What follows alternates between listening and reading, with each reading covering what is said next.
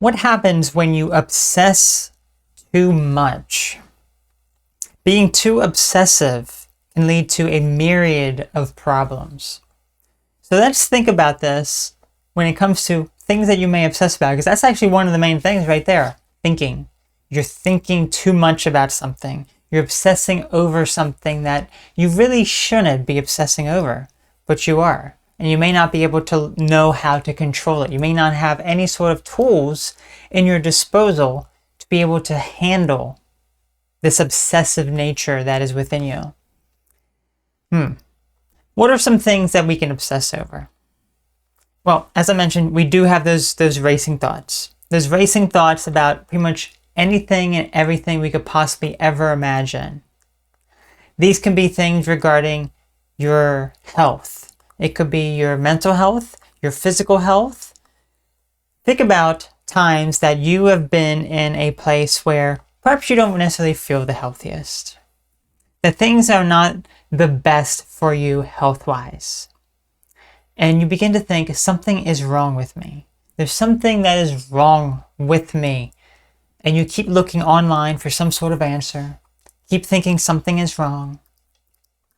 You keep trying to fit all the symptoms that you're having, trying to fit it into something and say, oh yes, this is basically what I'm experiencing here. This is basically the problems that I have, that I'm dealing with. So I'm going to label myself with this disease and that disease. You know, it's like I have heard from people who they have some sort of ailment, some sort of problem. Physically, they feel a certain way and they automatically think that they have some sort of debilitating, chronic, serious health condition, whether it be like diabetes or cancer or something along those lines. And it's like, let's just hold up for a moment and let's just take a pause. Because when you're so obsessive over these things like this, then you begin to talk yourself into a very negative mindset. And when you're in that negative mindset, what does it end up doing? It ends up suppressing your immune system. It ends up making you feel worse. It ends up making you feel fearful and afraid, which then actually can lead to you developing these conditions. So what was once a very trivial thing going on within your body that really isn't all that serious, but you're making it seem more worse than it actually is because you're obsessing over it. You end up making the problem worse because you end up developing a lot of fear associated with it, a lot of negative thought patterns that start to arise from this negative mindset and negative thinking. And as a result, negative things start to happen. There are people who may even take a bunch of supplements to try to fix some things within their life. Fix the problems that they have that ends up causing more problems. And I'll talk about my own story in just a moment when it comes to this, because I have my own personal story when it comes to this obsessive nature, when it comes to health. You know, it is something that is, looking back on it now, I'm like, oh wow, I can't believe that, you know, that was my type of mindset. Now I have a very different approach and a very different mindset than I did back then. But it is something that we all need to be very mindful of, because even if you feel as though, even if you feel as though you're a very healthy person, maybe deep down you feel as though, oh, something is still not right though. I have to take this and that to fix these problems. And it's like, well, actually deep down you realize that, yeah, maybe things aren't quite what you thought that they were. Maybe they aren't as healthy as you initially thought that they were. So you're building up this negative image within your mind. So what are some other things that we can be very obsessed about?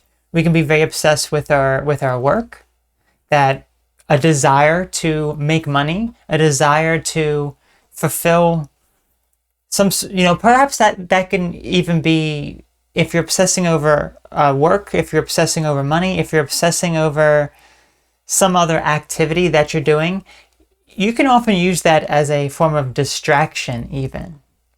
And that does not necessarily mean that it's a positive distraction. It could be something that is a negative distraction where you're not actually focusing on the critical issues at play.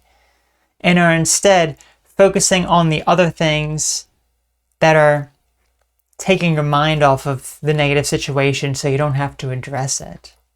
And that's a major problem as well, because when you're obsessing over your job, your money, your activities, even like if you're using these distractions, if you're watching things that are distracting to you to take your mind off of things, if you're obsessing over all this, it's a type of coping mechanism. And while it may not necessarily be a extremely negative one where you're, physically hurting yourself or causing, problems along those lines, you're mentally hurting yourself.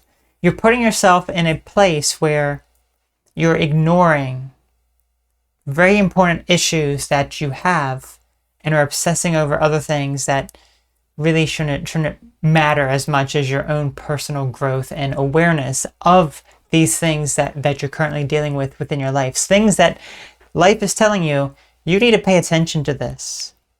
You need to pay attention. You need to learn the lesson that life is teaching you, but you're ignoring it. You're focusing on many other things.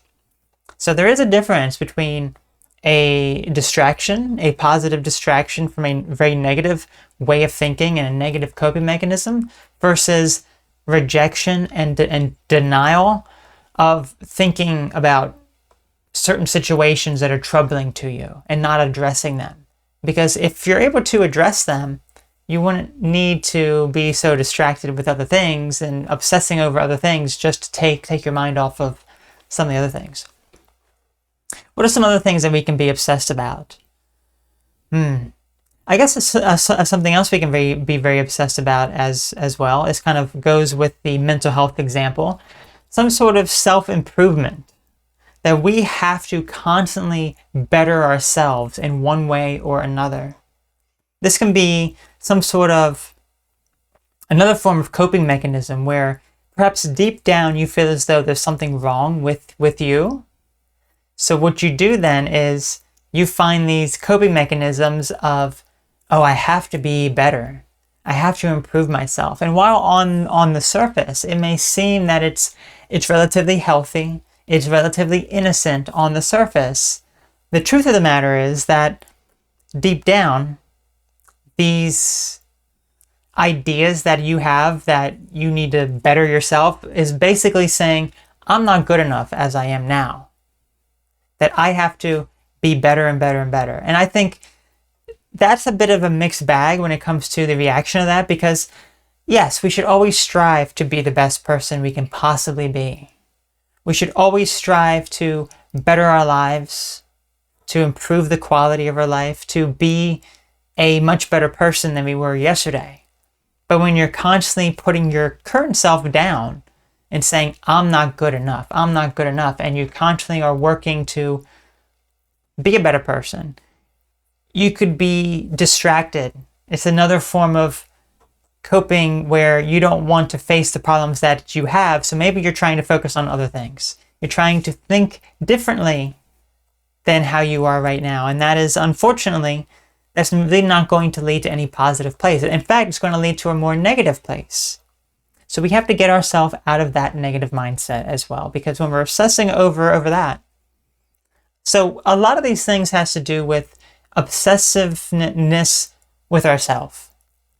But I guess it can also be for other people as well. Like if maybe you're obsessive over reactions that other people have towards you, or connections that you have to other people.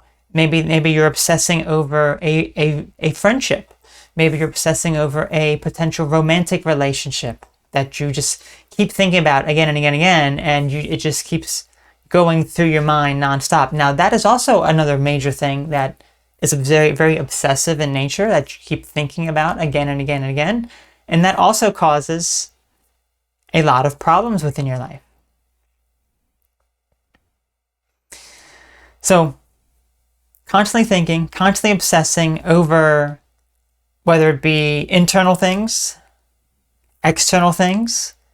We can have a lot of intrusive thoughts that come in that are preventing us, that are distracting us. Now, I would like to share a little bit about my own experience with some of these obsessive nature, because I have certainly had obsessive nature as well when it comes to a variety of the different things that we've talked about so far regarding this obsessive, these obsessive ideas. One of them being my health. So let's pause for a moment and just kind of let me reflect back to how I used to be when it came to my health. So very, very interesting, because there was a point several years ago, actually probably like over 5 years ago or so, where deep down I just felt as though something's wrong.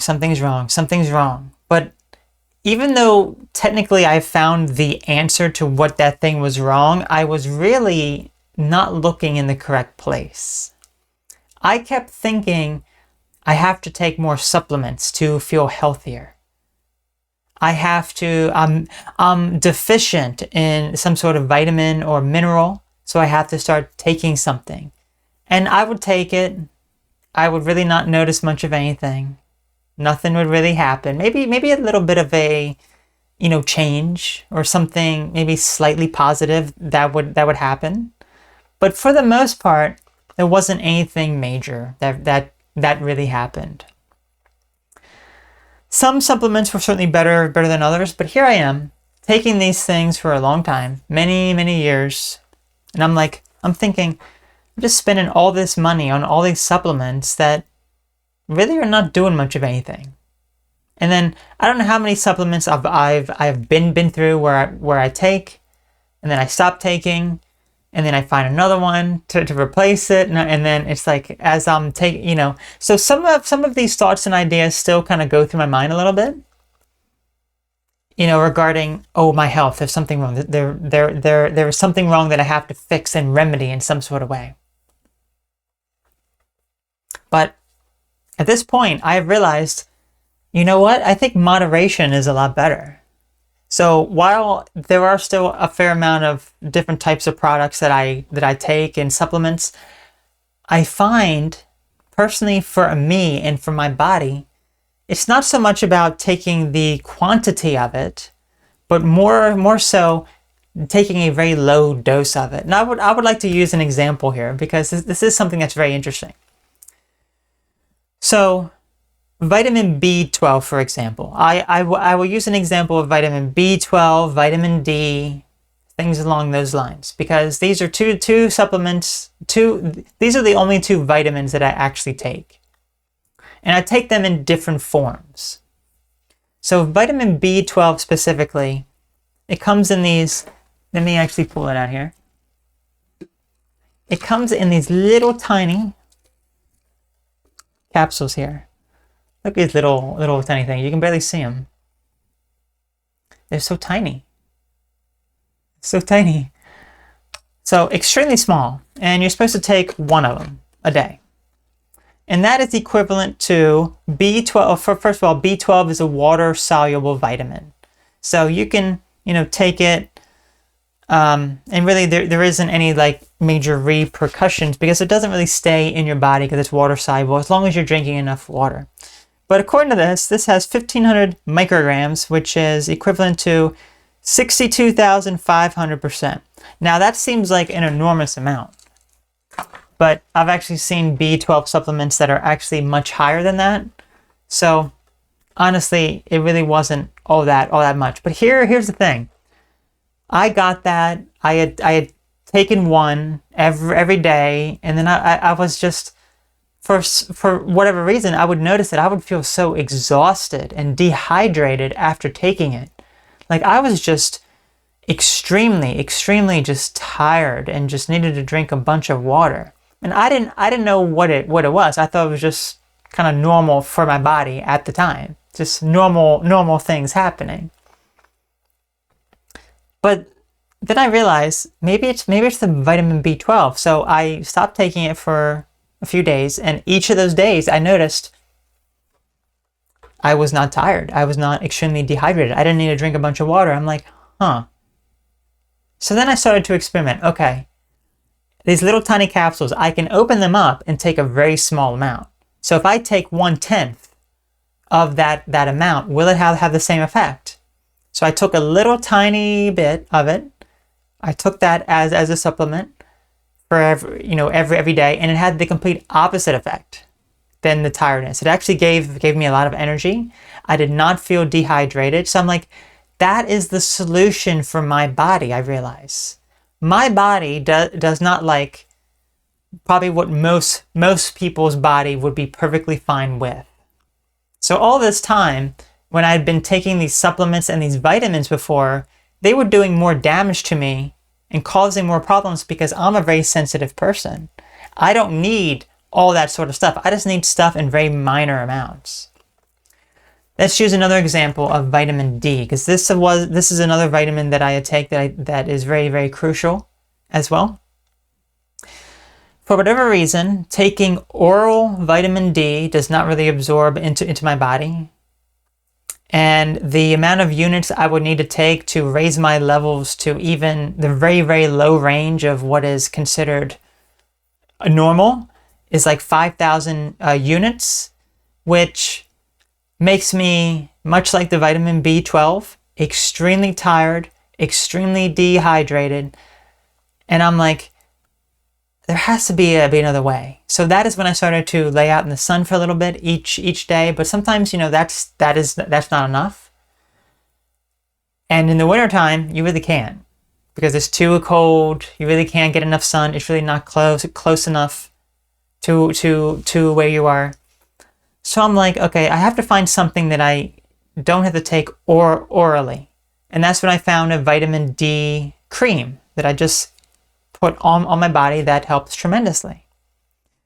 So these are things that I've realized that I've been obsessing over, that I've been it's been normal for me to feel bad taking these things, because that is what I have talked myself into doing, thinking there's something wrong with me. I have to take this, and then I end up feeling worse. I'm like, oh, there's probably another problem. Then I have to take more stuff, and it's like, just slow down and keep it simple. If you just keep it simple, then a lot of those problems go away. They really do. But I've had plenty of obsessive intrusive thoughts. I've had all those sorts of things go through my mind about problems that I have, things that I could be obsessing over, constantly going through my mind again and again and again. So these are things that you have to be mindful of, because these are problems that you could have, that you're obsessing over things, that you have to change your perspective, change your mindset, and then everything starts to fall in line and you feel a lot better. But how do we do that? How do we stop a lot of these obsessive thoughts? Well, we'll talk about that in the next segment, because it's very important to let go of a lot of your obsessive thoughts that you have.